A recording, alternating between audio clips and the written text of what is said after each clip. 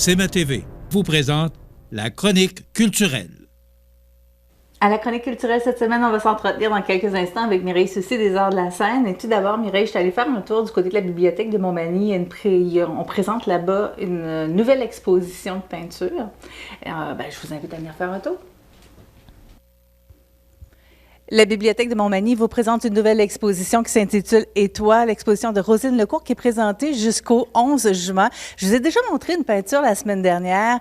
Vous vous souvenez de ces femmes en maillot avec un sac sur la tête? C'est pas pour rien. Elle va nous donner plus de détails aujourd'hui. Roselyne Lecourt, bonjour. Bonjour. Une exposition qui s'appelle « Et toi ». Pourquoi ce titre? Mais c'est en réaction au mouvement MeToo. Donc, la réponse à « Et toi, est-ce que c'est MeToo ou moi aussi? » Donc, c'est un peu ça. C'est le parcours que j'ai fait dans mon exposition. Je suis partie avec des histoires de jeunes enfants qui avaient disparu pour finalement aboutir au mouvement MeToo qui m'a rejoint pendant la création de l'exposition. Donc, c'est du drame qui est sorti, cette exposition-là, mais c'est pas ce qu'on ressent quand on jette un premier regard sur les tableaux.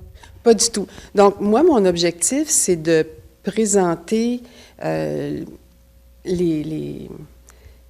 tous les dangers autour des enfants, surtout autour des enfants.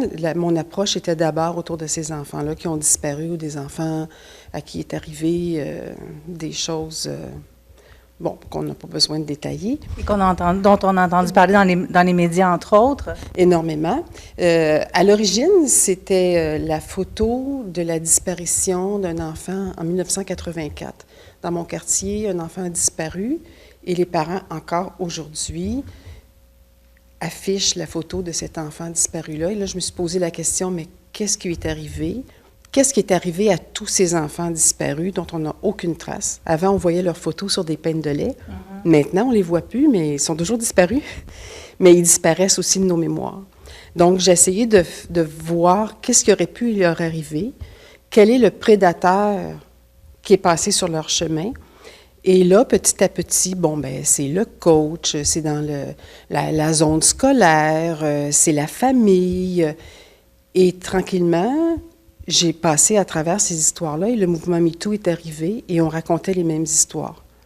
Donc, c'est de là le titre de l'exposition « Et toi », en réaction au mouvement MeToo.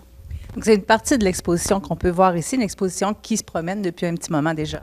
Oui, on est à la 10e édition de l'exposition. C'est la partie tableau, la partie installation n'est pas ici, malheureusement.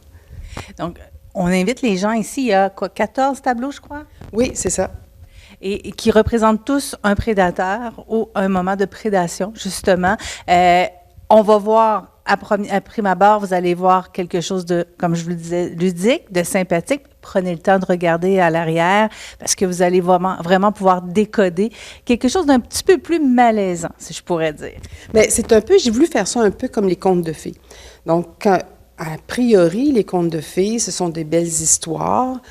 Quand on fait un conte de fées, je parle plus des contes de fées à l'ancienne, on voit des belles histoires, des belles princesses, il y a des forêts, il y a des méchants loups, mais on sait comme adulte que représente le méchant loup dans ces histoires-là. Alors, c'est un peu ça. A priori, quand on voit mes tableaux, on s'imagine que c'est quelque chose de très ludique, que ce sont des illustrations pour un livre d'enfant. C'est un peu l'objectif recherché. Mais quand on y regarde de plus près et qu'on lit le titre, un malaise s'installe et on commence à comprendre de quoi on parle. Est-ce que c'est votre démarche artistique pour toutes vos expositions? Pas toujours. J'utilise pas toujours ce style ludique-là, mais je voulais pas avoir excusez l'expression, un style gore pour parler de quelque chose d'aussi dramatique que les agressions faites aux enfants. Donc, comment arriver à établir un dialogue avec le spectateur sans être répulsif. Donc, c'est un peu l'objectif poursuivi. Et c'est ce qui fait que c'est accessible à tous aussi. C'est accessible à tous, c'est accessible aux enfants également. C'est même un lieu pour les parents de venir avec les enfants et d'engager un dialogue à ce sujet-là, sans pour autant rentrer dans les détails. J'aimerais que vous me parliez un peu de votre carrière parce que vous avez, vous l'avez dit vous-même, là, une trajectoire un peu atypique au niveau de la carrière et je pense que ça amène quelque chose à expliquer justement votre travail. Oui, mais en fait, moi, j'ai une formation en art, en design graphique, en sciences également.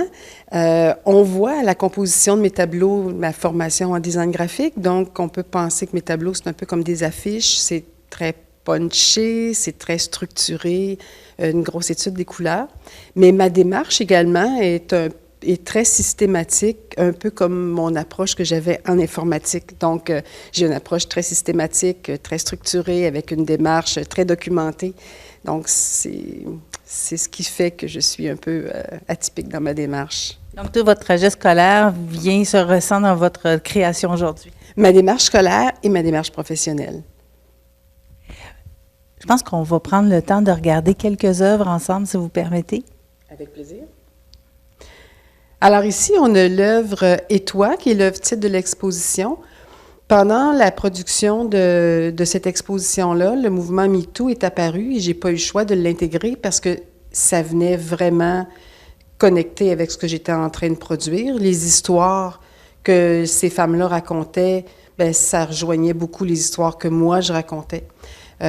On voit ces femmes, des femmes ordinaires, c'est pas des stars, c'est pas des, comme on dit, des jeunes poulettes, là. C'est vraiment des femmes ordinaires à qui est arrivé des drames.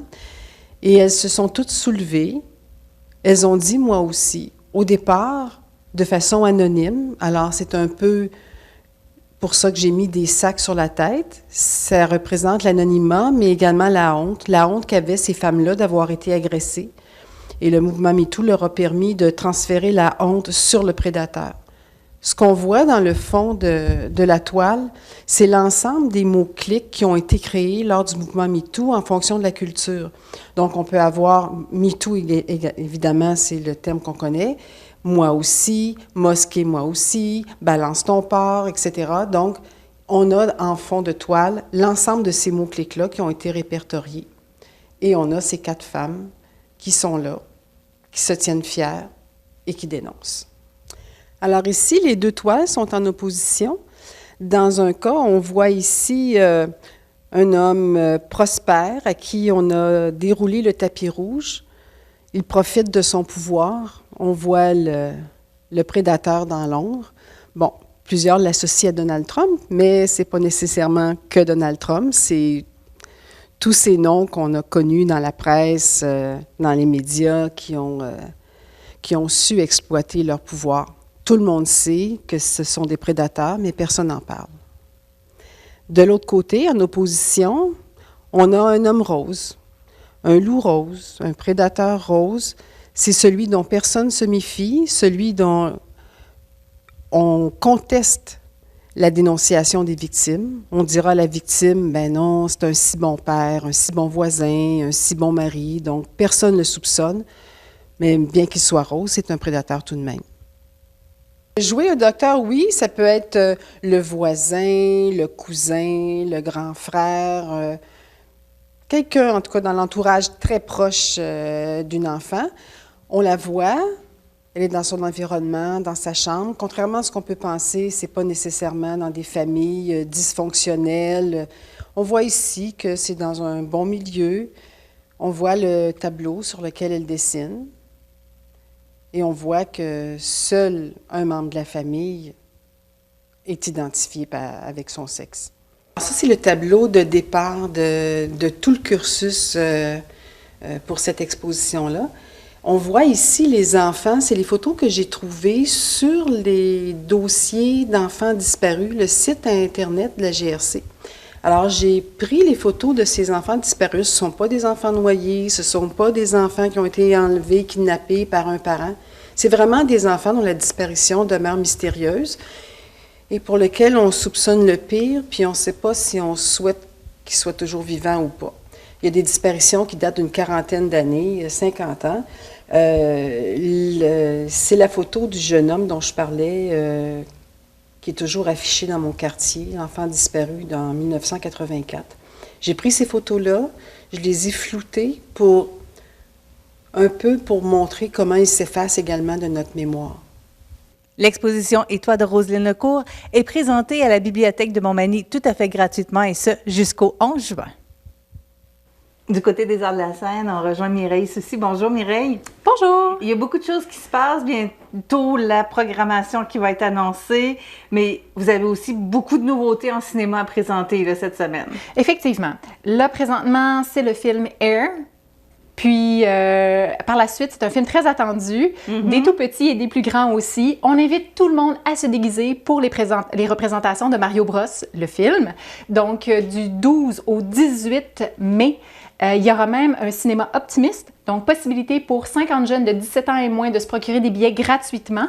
Et ce sera le samedi 13 à 13h30. On peut peut-être parler rapidement des films qui s'en viennent après, parce que quand même, là, moi, je sais qu'il y en a là-dedans que j'ai hâte de voir, là. Entre autres, Parador, une distribution québécoise, film québécois inspiré du monde de Donjons Dragons. Donc, c'est du 20 au 25 mai. Il y aura une présentation aussi cinéma optimiste le samedi 20 mai, 13h30. Aussi, pour les fans de Céline, ah oui. Aimer à nouveau. Donc, ce sera une comédie romantique du vendredi 26 mai au jeudi 1er juin. Et c'est général, donc pour tout le public. Et on termine avec une histoire d'ascension et de disparition d'un produit que plusieurs d'entre nous ont déjà utilisé. Donc, le Blackberry, le fameux Blackberry, donc du 2 juin au 8 juin. Ça sera la présentation du film Blackberry, 13 ans et plus, comédie dramatique. Une histoire canadienne. Oui. En plus. Côté spectacle, ben, demain, jeudi, il y a un énergumène qui s'en vient. Oui. Un étrange saugrenu, un ancien Chicken Swell qui présente son spectacle jaune au cabaret Cogeco. Il reste encore quelques places. Ça sera vraiment quelque chose à vivre. Il arrive avec ses valises, déballe tout et puis c'est entretenu avec toi d'ailleurs. Oui, absolument. D'ailleurs, l'entrevue est disponible déjà sur le site cmatv.ca et sur le Facebook. Et bon, il a réussi à m'avoir sur quelques points. Vraiment. J'ai adoré l'entrevue. Lisa Leblanc va être de passage samedi. Oui, elle amène son chic disco, ses paillettes, toute son ambiance, son univers musical. On la connaît pour un côté folk, aussi ce qu'elle nous permettait de voir sur scène, mais peut-être moins en album, le côté Motorhead, qui amenait vraiment une ambiance particulière, un côté un peu métal grinçant. Là, on est vraiment dans l'ambiance bon enfant, on est dans la joie, dans les paroles chantées, criées, joyeuses. Donc, il reste encore quelques places. C'est à la salle Edwin, c'est samedi soir à 20h. Et puis, je convie les gens à venir revivre les années disco, sortir le fluo, les paillettes. Ça serait le fun. Oh oui, absolument. Oui. Dimanche, c'est complet, mais c'est une ambiance extraordinaire que les gens vont pouvoir vivre. 2 spectacles avec Fred Pellerin. Oui, effectivement, c'était très attendu. C'est archi complet. Donc, dès qu'on annonce au lancement de la programmation ce genre de spectacle, il faut faire vite. Oui, et justement, ben, on va être au lancement de la programmation lundi. Lundi, le 15 mai, et comme c'est la fête des mères en fin de semaine, est-ce que je me trompe? Oui, il y a un code promo pour avoir un 2 pour 1 pour les billets. Amener sa maman au lancement de la programmation qui c'est donc dès 18h30 à la salle Edwin. C'est le code MAMAN. Mais c'est déjà pas cher, ces billets-là? Non, 5 $ le billet. Non. Et il y a des artistes sur place qui ont confirmé encore une fois leur présence. Oui, effectivement, on aura minimum 4 prestations inédites et aussi, il y aura des surprises. Il y aura des surprises aussi sûrement le vendredi 19 mai lors du passage de Jérémy Demé. Oui, le plus français des Québécois, le plus québécois des Français, en tout cas, prenez ça dans un sens ou dans l'autre, qui sera tout au naturel, plonge vraiment dans... on en apprend plus sur lui, on pensait qu'on le connaissait, mais il se révèle encore davantage. Puis ça, je pense que c'est quelque chose qui est une mouvance pour les humoristes. C'était au départ plus de l'humour d'observation, et là, on va vraiment dans l'humour plus personnel. Oui, tu as raison. C'est vrai, on en a beaucoup eu cette année, d'ailleurs, des gens qui parlaient davantage d'eux. Oui. Et ça continue dans cette lignée-là. Est-ce que Fabien Cloutier va nous offrir ça aussi le samedi 20 mai? Oh, j'ai tellement hâte de le découvrir! Moi aussi! Oui, donc ben ça aussi, c'est un spectacle qui est complet le samedi 20 mai. Donc, j'ai hâte de voir, après avoir vu Cranbourne, comment faire un poulet, comment il sera dans la délicatesse. Oui, parce que le spectacle s'appelle tout simplement Délicat. Et ben si on va rapidement, le dimanche, c'est complet aussi, mais c'est 2 représentations supplémentaires de Passe-Partout pour les tout-petits. Oui, les tout-petits. Et j'ai une primeur pour vous. La première partie du spectacle de Matt Alobowski, Shayna Hayes, une artiste folk. Donc, il peut présenter son nouvel album Like Flowers on Molten Lawn, qui a été inspiré par la COVID et par la ressurgence de la vie après l'épreuve qu'on a vécue. Ça sera le 26 mai, le vendredi à 20h à la salle Edwin. Alors, on se retrouve la semaine prochaine parce que, bon, il y a le lancement de la programmation. Oui. Et ensuite, ben, on va en parler justement du lancement de la programmation. Comment se procurer des billets? Ah ben oui, Ah toujours, hein? Ouais. Merci Mireille. Ça fait plaisir.